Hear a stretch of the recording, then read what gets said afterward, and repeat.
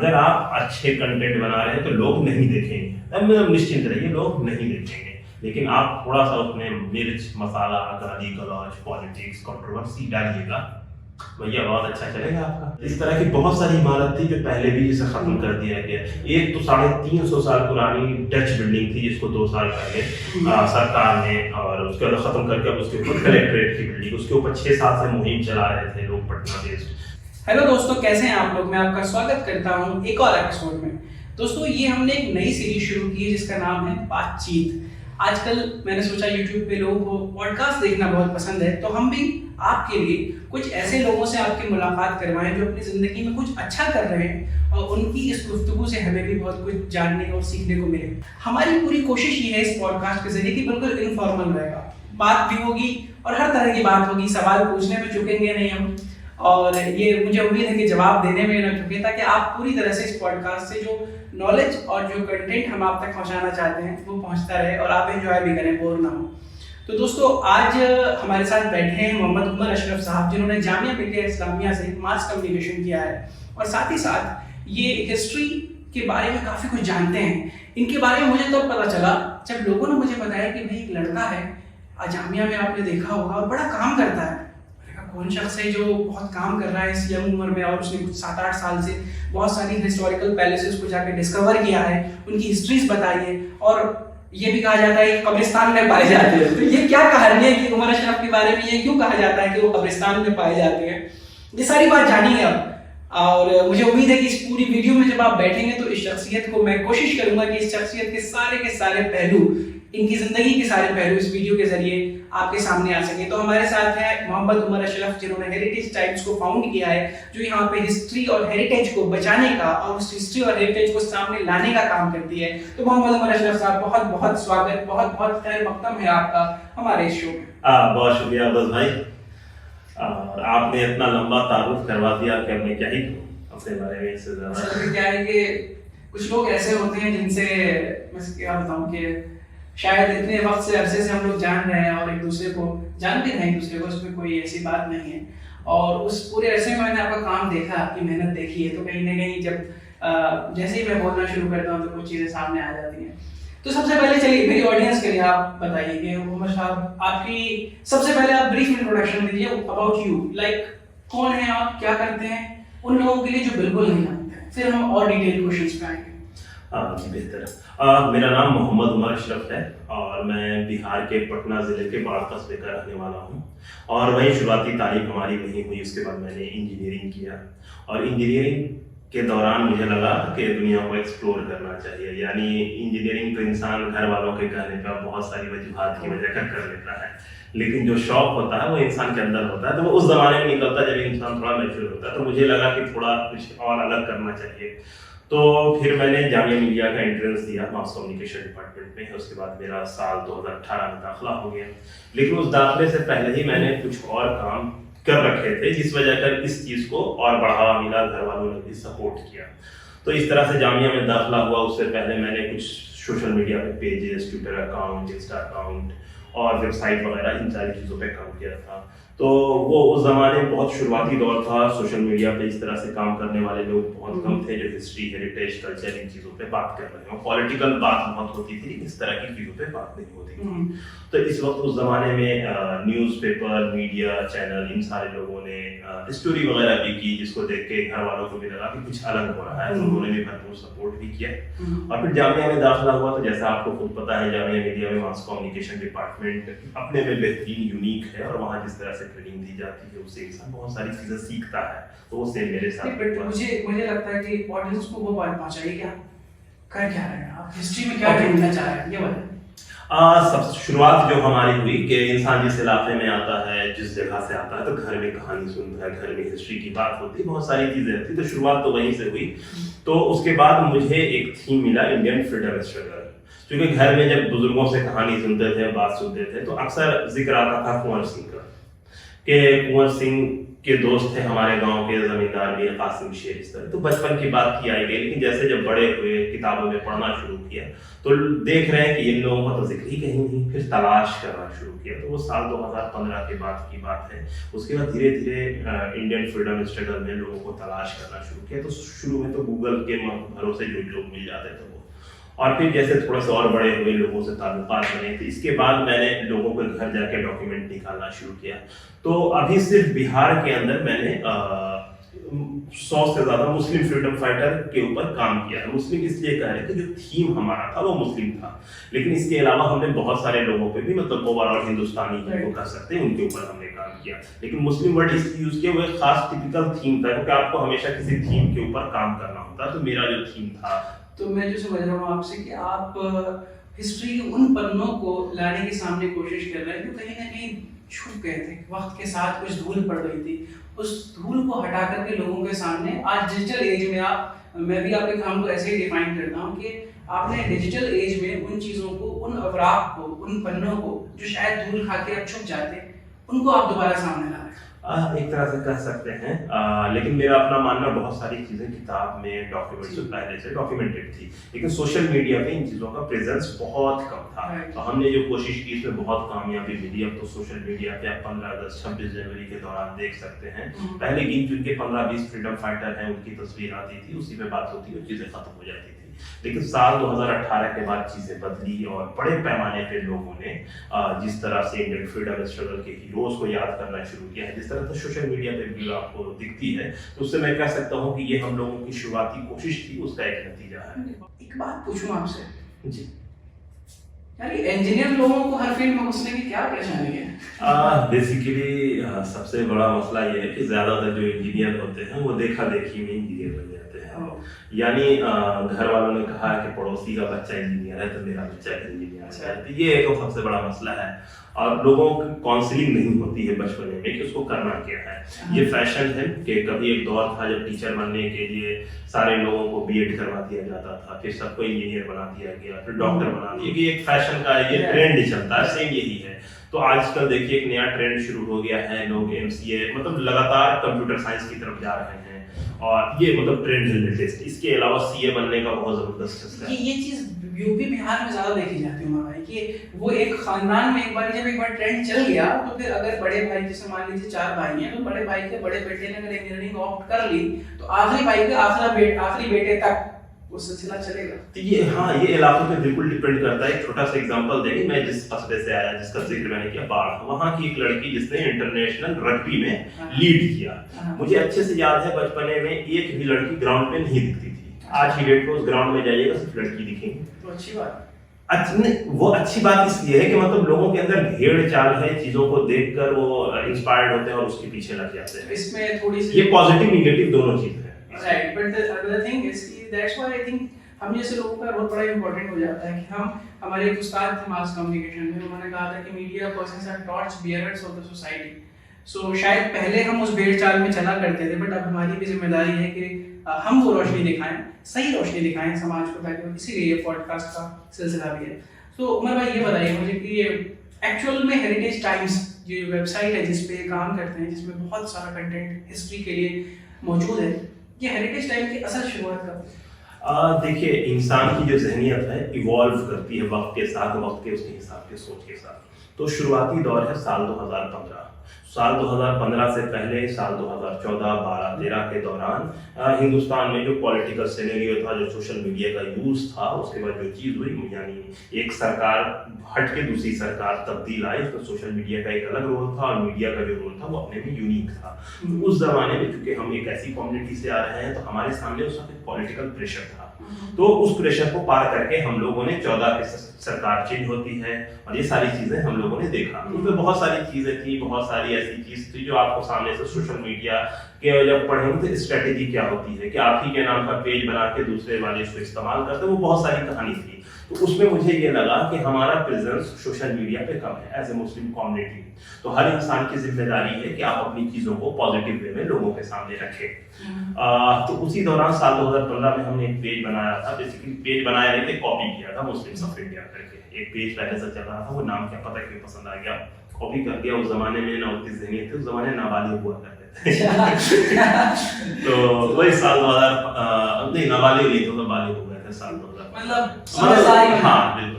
तो उस पेज बनाया और उस पे हमने इंडियन फ्रीडम स्ट्रगल के हीरोज की ही कारनामों को, इसके अलावा जो मुसलमानों का रोल, आज़ाद हिंदुस्तान को तरक्की याफ्ता करने में जो रोल था, उन सारी चीज़ों का डॉक्यूमेंटेशन शुरू किया। काफ़ी कामयाबी मिली। स्क्रॉल ने, टाइम्स ऑफ इंडिया वगैरह ने लीडिंग स्टोरी कर डाली इसके ऊपर। तो जैसा मैंने पहले ही बताया था कि उस जमाने में इस तरह के काम करने वाले लोग बहुत कम थे, तो इस वजह से स्टोरी भी हो गई, चीज़ें भी हो गई। लेकिन फिर मुझे ये लगा, फिर थोड़ा सा और बड़े हुए, मतलब 14 से 15 हुआ, 15 से जब 17 तक आए तो फिर मुझे ये लगा कि आप हिंदुस्तान में एक ऐसे मुल्क में रहते हैं जहाँ पे सिर्फ मुसलमान हैं।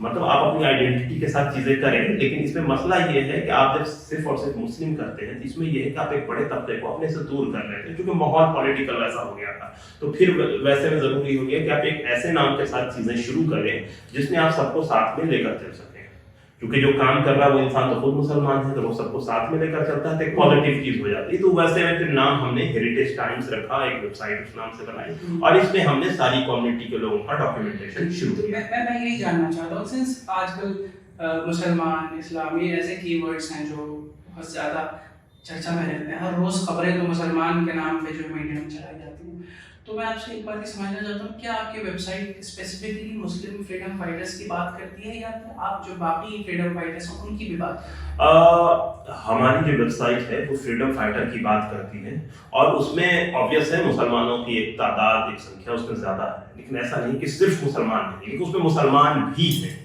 That is a very important point that I wanted to make, कि सब हैं उसमें जी। हाँ, मुसलमान भी होना जरूरी है, बिकॉज आज बहुत ज्यादा दबाया भी जा रहा है। दूसरी तरफ से रीराइटिंग, देखिए इसमें नहीं रीराइटिंग की हिस्ट्री नहीं, सीधी सी बात है, हम जिस कम्युनिटी से आ रहे हैं, इस कम्युनिटी की साइकी को, इस कम्युनिटी की सोच को, इस कम्युनिटी की हिस्ट्री को हम ज्यादा बेहतर समझ पाते हैं। तो ऑब्वियसली ये इंसान की खूबी होती है कि वो जिस कम्युनिटी से आता है, जिस इलाके से आता है, उसके बारे में पहले कोशिश करता है। एक एग्जांपल देंगे स्वामी सहजानंद सरस्वती का, बहुत बड़े किसान लीडर थे, लेकिन जब उनका शुरुआती कैरियर देखिएगा कि वो जिस कास्ट से आते थे, वो भूमिहार कास्ट से आते थे, तो उनका जो शुरुआती पूरा काम है, पूरी राइटिंग, वो सिर्फ और सिर्फ भूमिहार होते हैं। लेकिन आज की डेट में जब उनके काम को देखिएगा तो वो किसान लीडर दिखेंगे, क्योंकि उनके अंदर ही इवोल्यूशन आया, उतना बड़ा हीरो, उतना बड़ा लीडर। तो हर इंसान की खूबी होती है कि वक्त के साथ उसके अंदर चेंजिंग आती है। तो मैंने शुरुआत, जैसे मैंने बताया कि मुस्लिम्स ऑफ इंडिया से शुरू किया था, फिर वो हेरिटेज टाइम्स में तब्दील हुआ। इसका ये मतलब नहीं है, बुराई भी नहीं है नहीं, इसमें तो वही, ये तो बिल्कुल जैसे आप कह रहे हैं वही मेरा व्यू पॉइंट है कि तो बिल्कुल आप जहाँ से आए हैं वो कहानी मैंने ये कहा आपसे, बल्कि मैं आपकी बात से ऐड ऑन करता हूँ कि इसकी जरूरत भी है। क्योंकि अगर आप दूसरी तरफ से देखें तो बहुत ज़्यादा, अगर आप देखें तो चीज़ों को गायब किया जा रहा है। बहुत रिसेंटली बहुत सारे ऐसे वाक़यात हुए हैं जिसमें मैं समझता हूँ कि इस देश की आज़ादी में सबका योगदान है, सब लोगों ने बढ़ चढ़ के योगदान दिया जब जाके मुल्क आज़ाद हुआ था। लेकिन आज हम कई बार देखते हैं कि कुछ चीज़ों को ढक दिया जाता है, कुछ चीज़ों को छुपा दिया जाता है। तो इसलिए अगर आप मुस्लिम्स की बात करें या कोई भी ऐसा सेक्शन, मुस्लिम स्पेसिफिकली क्योंकि उसके साथ वो पॉलिटिकल प्रेशर में है माहौल में, और बाकी जो भी सेक्शन है जिनकी हिस्ट्री को दबाया जा रहा है, उसको तो सामने आना चाहिए। बिल्कुल आना चाहिए, लेकिन मेरा एक अपना मामला है कि दबाया उसको जाए जो हो, लेकिन मुसलमानों की हिस्ट्री तो है ही नहीं किताबों में। आप मोगलों की हिस्ट्री को मुसलमानों की हिस्ट्री कैसे बोल सकते हैं? वो मोगलों की हिस्ट्री है, मोगलों के साथ राजपूत अलाई है, तो वो वैसा मामला है कि आप उसको मुसलमान की हिस्ट्री बोले, वो मोगलों की हिस्ट्री, वो मुसलमान की हिस्ट्री कैसे हो जाएगी? मौलाना आजाद पे जब बात होगी तो वो कांग्रेस की हिस्ट्री होगी, वो मुसलमानों की हिस्ट्री नहीं होगी। तो ये बेसिक फर्क लोगों को समझना होगा। जैसे जो डायनेस्टी हिंदुस्तान पे हुकूमत कर रही थी, उसके राजा मुसलमान होते थे, ठीक है, सही बात है, लेकिन वो क्या इस्लामिक हुकूमत थी? नहीं, वो नॉर्मल हुकूमत थे, हाकिम थे। जैसे अभी जाहिर है उसको इस्लामिक मुल्क हम जानते हैं, उसको मुगल हुकूमत के नाम से, लेकिन कुछ लोगों ने, जाहिर है कि आजकल तो ये देखिए कि सब्जी वाला भी अगर अब्दुल नाम का है या किसी और नाम का है तो वो मुसलमान हो जाता है। ये इसकी दो वजह है कि हम सोशल मीडिया बहुत ज़्यादा इस्तेमाल करते हैं। तो सोशल मीडिया का एल्गोरिदम कुछ इस तरह से है कि जो चीज़ हम एक बार देख लेते हैं वो चीज़ बार बार हमारे सामने रिपीट होती जाती है। ग्राउंड रियलिटी इससे थोड़ी अलग है। जैसे हमारे मुल्क की आबादी 140 करोड़ है अल्हम्दुलिल्लाह, तो इसकी खूबी ये है कि 140 करोड़ की ज़हनियत 140 करोड़ के तर्ज पे होगी। तो अब 50, 60 हज़ार, 2000, लाख, 2 लाख या 1-2 करोड़ लोगों की ज़हनियत को हम 140 करोड़ लोगों की ज़हनियत नहीं बता सकते। यानी अगर मान लीजिए 140 करोड़ में से एक इंसान को छोड़कर बाकी सारे लोगों की ज़हनियत एक हो जाए और एक इंसान की अलग हो, तो जो सही लगे हमें उसके साथ खड़ा होना चाहिए। तो यहाँ पे हमें इन चीज़ों को एक्सप्लोर करना होगा, हमें लाइक माइंडेड लोगों को, समझदार लोगों को, उन लोगों को ढूंढना होगा, उन लोगों के साथ मिलना होगा, उन लोगों से बात करनी होगी, उनसे अपने ताल्लुकात, उनके बीच जाना होगा।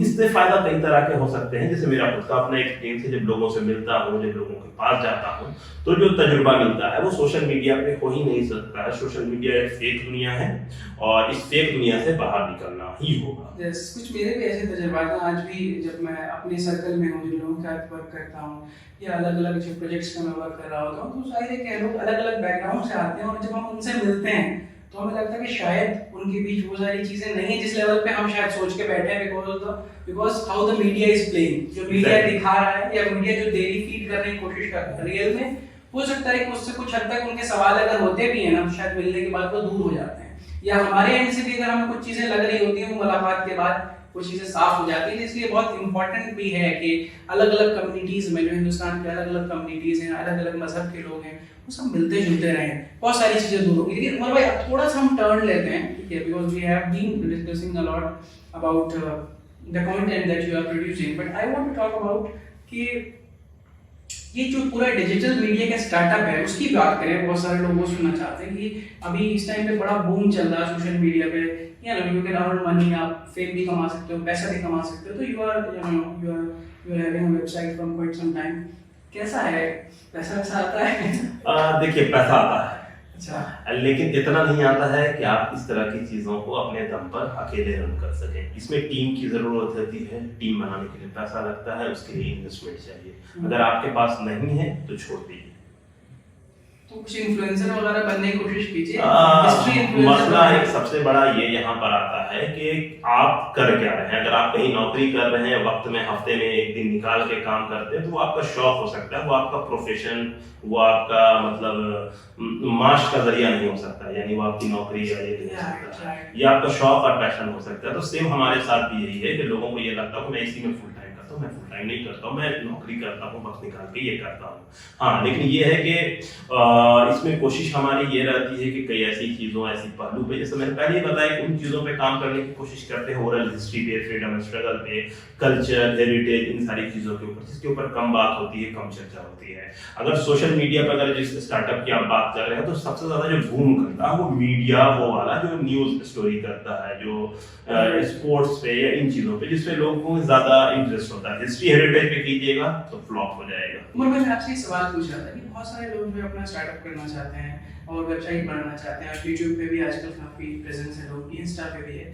सो मुझे इन तीनों चारों प्लेटफॉर्म का फर्क बताइए, और अर्निंग के हिसाब से कौन सा प्लेटफॉर्म जल्दी रेवेन्यू देता है, कौन सा प्लेटफॉर्म ऐसा है जो स्पेसिफिकली आपके निश में, जिसमें आप काम कर रहे हैं, उसमें आपको लगता है कि कंटेंट जल्दी पहुंचता है लोगों तक, और कौन सा प्लेटफॉर्म अगर आप ये देखें कि बात भी पहुंचाएं लोगों से और it can also help to grow your revenue, वो कौन सा प्लेटफॉर्म? प्लेटफॉर्म तो मेन दो ही हैं फिलहाल। ट्विटर जिस तरह से अपने आप को पोर्ट्रे कर रहा है कि वो करे, पर फिलहाल ट्विटर इस मामले में आगे नहीं है। फेसबुक और यूट्यूब सबसे ज़्यादा है इस मामले में, जिसमें यूट्यूब पे आप सिर्फ और सिर्फ वीडियो डालते हैं और उससे जो रेवेन्यू जनरेट होता है। सेम फेसबुक पे भी यही पैटर्न है, लेकिन फेसबुक में कई तरह के अलग अलग ऑप्शंस उन्होंने दिए, क्योंकि उनका पूरा मुकाबला यूट्यूब के साथ है, जिसमें बहुत सारी चीज़ें वो नए नए चीज़ लाते हैं, स्टार्स हैं, सब्सक्रिप्शन और वही बहुत सारी चीज़ें हैं। लेकिन मसला सबसे बड़ा ये हो रहा है रेवेन्यू जनरेट करने से पहले कि आपको ये तय करना होगा कि आपको करना क्या है। अगर आप अच्छे कंटेंट बना रहे हैं तो लोग नहीं देखेंगे, मतलब निश्चिंत रहिए, लोग नहीं देखेंगे, लेकिन आप थोड़ा सा उसमें मिर्च, मसाला, गाली गलौज, पॉलिटिक्स, कंट्रोवर्सी डालिएगा, भैया बहुत अच्छा चलेगा आपका, करोड़ों में। इसी वजह से शायद हमारे जो दोनों के प्लेटफॉर्म है, मेरा प्लेटफॉर्म तस्वीर कल्चर, आपका platform Heritage Times, I think it has been struggling for quite some time.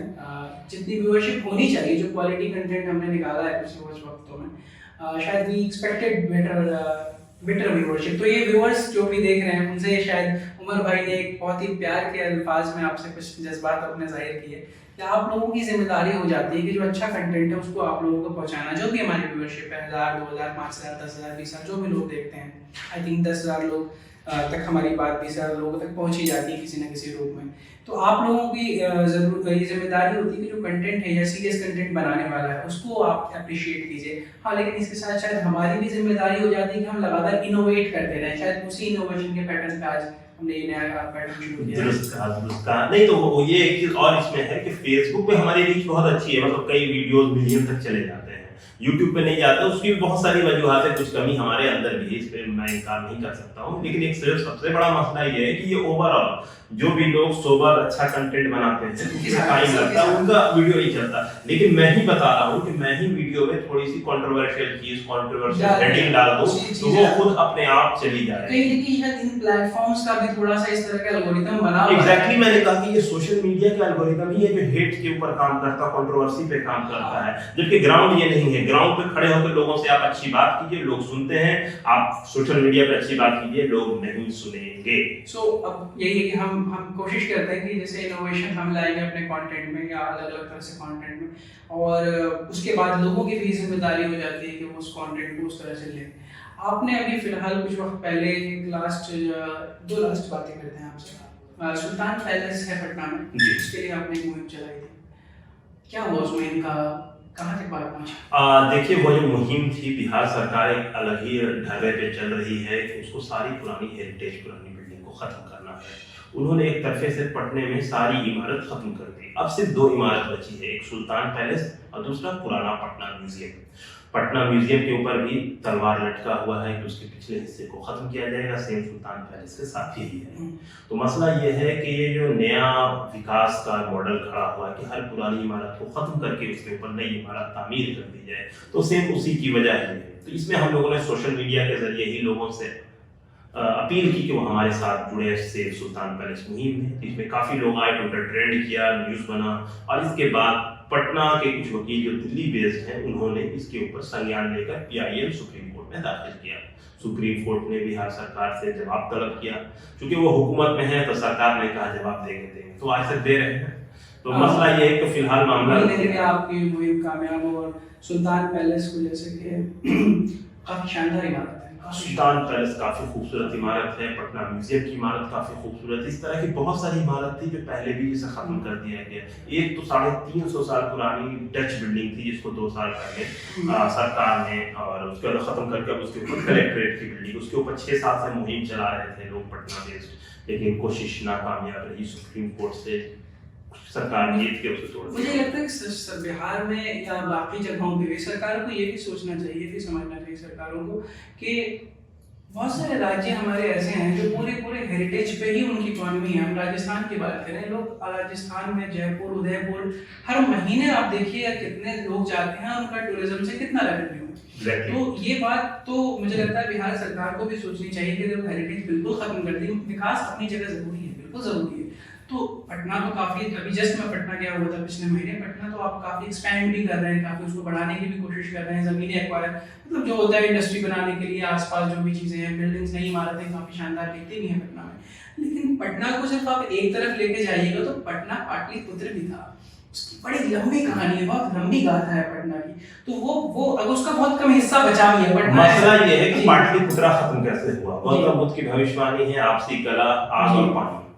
फिलहाल जिस तरह से पटना में गंगा नदी के साथ छेड़छाड़ किया गया, तो पटना तो गंगा के किनारे बसा हुआ है, और जब गंगा कभी अगर अपने उफान पे आया तो पटना शहर का क्या होगा। जिस तरह से पूरी तरह से गंगा को रौंद दिया गया, और जिस तरह से पटना में घर सट के बनते हैं, खुदा न खास्ते कभी आग लगा तो पटना में बुझाएगा कौन, क्योंकि पटना में से सट के घर बनते हैं। तो मसला ये आपसी कला तो है ही है। तो कुल मिला के पटना शहर के साथ मामला सही नहीं है। सरकार की पॉलिसी ये होनी चाहिए कि नया शहर बसाएं, पुराना शहर उसको छोड़ दे। लोग आबादी एक ही शहर में आप लाके भर दे रहे हैं, करोड़ों की आबादी कर दे रहे हैं और कहेंगे हम बड़ा शहर वैसा थोड़ी होता है। नया इंफ्रास्ट्रक्चर थोड़ा हट के 30 किलोमीटर दिल्ली में हम कहते हैं, देखते हैं कुछ वक्त पे आप देखिएगा दिल्ली में कोई नया इलाका जो है वो डेवलप हुआ है पिछले 30-40 साल में, जैसे दिल्ली डेवलप होती गई है। तो आप देखिएगा दिल्ली अब सेंट्रल दिल्ली से बढ़ते बढ़ते साउथ दिल्ली आज देखिए कितना डेवलप हो चुका है, कई सारे इलाके। खुद दिल्ली 7 शहरों का शहर है, जैसे खुद तो तुगलकाबाद अलग हो गया, शाहजहानाबाद अलग हो गया, न्यूक्लियस दिल्ली अलग हो गया, सी फूड का इलाका अलग, ये अलग अलग इलाके दौर में अलग शहर बसे हैं दिल्ली के अंदर। इसके अलावा दिल्ली के काफी 2 बड़े शहर है, नोएडा है, गुड़गांव है, तो ये जो आबादी को बैलेंस करते हैं। सेम पटना या और भी जो शहर है उसके आसपास इस तरह के शहर को डेवलप किया जाना चाहिए, लेकिन सरकारी पॉलिसी नहीं है। ये बहुत जरूरी है, सरकार की बात सुन रही होगी ना आपकी, इस बात को सरकार को गौर करना चाहिए। मैं आपके बिल्कुल इस बात के साथ हूँ, मुझे लगता है सरकारों को गौर करना चाहिए। दिल्ली में जैसे आपने बात कही, दिल्ली में एनसीआर डेवलप किया ना आबादी को बैलेंस करने के लिए, तो पटना के आसपास अतराफ में आप छोटे छोटे शहर, जिसको अपना पटना का जो आप कह दीजिए स्मार्ट सिटीज जो पटना के आसपास है, एग्जैक्टली। तो ये बड़ा मसला है, इसी वजह का हेरिटेज खत्म हो रहा है, चीजें खत्म हो रही है। आप नेक्स्ट जनरेशन को दिखाइएगा क्या? हम ही जब किताब में पढ़ते हैं नशे में कोठी फला कोठी फला कोठी, अब पूछिए किसी से तो पता ही नहीं कि था कहाँ। अब वहां पे पेट्रोल पंप है, कहीं पे कुछ और इमारत खड़ी होगी, लोगों को नहीं पता होता है, तो वजह वही है। अब सबसे बड़ा सानहा ये है कि साल 2017 चंपारण सत्याग्रह मनाया जा रहा था, ठीक उसी साल सिकंदर मंदिर को तोड़ा गया, प्राइवेट प्रॉपर्टी टूट गई ठीक उसी साल, जिस दिन गांधी जी 100 साल पहले उस जगह पे ठहरे थे, 10 अप्रैल 1917 को राजकुमार शुक्ल के साथ मौलाना मनोहर पे ठहरे। खत्म हो गया। तो मसला ये है, एक तरफ सेंट्रल गवर्नमेंट बिहार सरकार बड़े पैमाने पर सेलिब्रेशन हुआ, दूसरी जानिब वो इमारत टूट गई, कोई नहीं पूछा, कोई नहीं जानता। तो मसला एक सबसे बड़ा ये है, लोग नहीं समझते चीजों को। लोगों को समझाना होगा, ज्यादा से ज्यादा कंटेंट को पहुंचाना होगा शायद, और सरकारों को भी मुझे लगता है इस चीज को समझना चाहिए कि हिस्ट्री और हेरिटेज या कल्चर ये चीजें ऐसी हैं जिन्हें बचा के रखा जाता है। जमीनें तो आपके पास कितनी पड़ी हैं, उनमें आप इंफ्रास्ट्रक्चर बनाइए, कोई मना नहीं करता, लेकिन ये सरकारों को खुद अपनी पॉलिसी मेकिंग में मुझे लगता है सोचना चाहिए। बहुत शानदार बातचीत रही उमर साहब, लेकिन बातचीत खत्म करने से पहले जो आखिरी सवाल ये है कि जैसा आपने कहा कि आप फुल टाइम नहीं करते हैं, और जाहिर है आप करते भी यही हैं और लोग जानते भी आपको इस काम से बहुत हद तक, है ना? आगे क्या विजन है? आगे क्या विजन है अब अल्लाह देता जाने। हाँ, लेकिन इरादा है इंशाल्लाह आगे पढ़ाई जारी रखना है, मास्टर्स कर लिया है, पीएचडी वगैरह किया जाएगा, कुछ ना कुछ करना ही है, कुछ ना कुछ हो। मतलब अपने अंदर भी मतलब इनोवेशन होते रहना चाहिए, और इंसान का सोच डेवलप हो, जो चीज़ें भी यहाँ तक हो कि उसको और बुलंदी पे ले जाया जाए, और यही एक कोशिश है। और बाकी इसमें हम लोग कोशिश करते हैं, कुछ ना कुछ होगा ही। और साथ में जो हिस्ट्री, हेरिटेज, कल्चर, इन सारी चीज़ों को प्रिजर्व करने का, पब्लिक डोमेन में लाने का ये जो काम है इसको करना है, तो एक जरूरी काम जो करेंगे। तो मैं ये जरूर कहूँगा कि आपकी इस कोशिश के साथ एक बड़ा फेमस शेर है, अगर मैं सही कह पाया तो, मैं अकेला ही चला था जाने बे मंजिल मगर लोग जुड़ते गए और कारनामा बनता गया। तो ये कोशिश आपकी हिस्ट्री, हेरिटेज और कल्चर की, और हमारा प्लेटफॉर्म भी कल्चर की बात करता है। तो कल्चर शुरू में हमने बहुत सारा फूड का कंटेंट बनाया, but it was part of our culture, cuisine is also part of our culture. तो इसके साथ साथ अब हम कोशिश करेंगे कल्चर के अलग अलग पहलू से आपको जो है ना मुलाकात करवाएं, आपकी बात करवाएं ऐसे लोगों में जो कल्चर के लिए काम कर रहे हैं। हिंदुस्तान कल्चर का देश है। अगर आप देखिएगा जो वेस्ट से लोग आते हैं हिंदुस्तान में, कोई स्मार्ट सिटी देखने नहीं आता। With all due respect, smart cities बननी चाहिए, और स्मार्ट सिटीज हमें डेवलपमेंट की तरफ ले जाती है। और उतना ही जरूरी है जो हमारी 5000 साल की कहते हैं ना, हमारा 5000 साल कहते हैं मिनिमम तो है, ऑब्वियसली 5000 साल की हिस्ट्री तो डॉक्यूमेंटेड है। तो उन सारी चीज़ों को हमें बचाना है, उन सारी चीज़ों को हमने सामने लाना है। मेरी इस पूरी गुफ्तगू में मैं उमर भाई से 2-3 बातें ज़रूर कहूँगा अपनी इस गुफ्तगू को ख़त्म करते हुए। जो कोशिश आप कर रहे हैं इसको जारी रखिए, इसे रोकिएगा मत, किसी न किसी फॉर्म में इसे जारी रखिए। और हम लोग भी कोशिश करेंगे इसी तरह से अलग अलग मंचों पे और साथ आ सके। अगर आपको ये गुफ्तगू पसंद आई हो तो हम लोग और ज़्यादा बात करने की कोशिश करेंगे। और एक बड़ा अच्छा आइडिया है, कभी ऐसा मौका लगे पटना के घाट पर बैठा जाए। पटना में घाट नहीं बचा, बिहार सरकार ने सारे घाट को खत्म कर दिया। एक जो लास्ट आपने वीडियो बनाई थी कहीं पे, वो रेलवे स्टेशन था, उसके साथ में पटना का कुछ वो मैंने बताया ना कि जिस तरह से गंगा के साथ खिलवाड़ किया गया, बीच में रोड बना दिया गया, तो जो घाट है, नदी अब है ही नहीं, घाट से सटा हुआ, तो घाट फिर कहाँ रहा? अब आगे बढ़ के जाइए घाट को टच करने के लिए। घाट तो हम उसी को कहते हैं जिसमें गंगा नदी या कोई नदी आके टच होती है, यहाँ तो नहीं है वैसा। बहरहाल, लेकिन पटना में एक वीडियो हमारी बनेगी आगे, कभी ऐसा मौका लगा जब ये भी पटना में हुआ, हम भी पटना में, तो पटना की वीडियो आएगी। उससे पहले आपसे रिक्वेस्ट है कि इस वीडियो को लाइक करके जो लोग भी हिस्ट्री हेरिटेज पसंद करते हैं, जो हिंदुस्तान की कल्चर को पसंद करते हैं, उन तक ये वीडियो पहुंचाएं, ताकि जैसा हमने बात की, अच्छा कंटेंट को बचाना हमारा काम है, और साथ साथ उससे ज़्यादा जिम्मेदारी आपकी अच्छे कंटेंट को बचाने की। तो वीडियो को लाइक कर दीजिए, चैनल को सब्सक्राइब कर लीजिए, बेल आइकन को दबा लीजिए, ताकि अगली बार जब कोई इन्फॉर्मेटिव वीडियो आए सबसे पहले आप